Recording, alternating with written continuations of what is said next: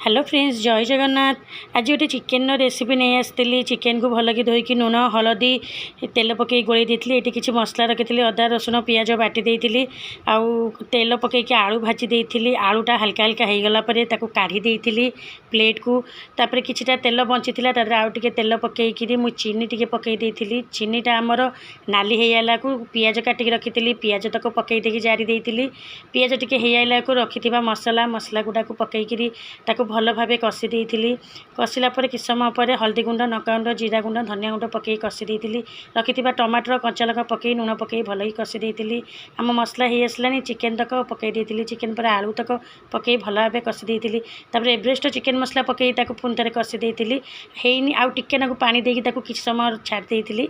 सी हो गलापर ताकू गरम गरम परसी देती। एबे आम चिकेन हो गलानी। रेसिपी भल लगी सब्सक्राइब निश्चिंत करेंगे। जय जगन्नाथ।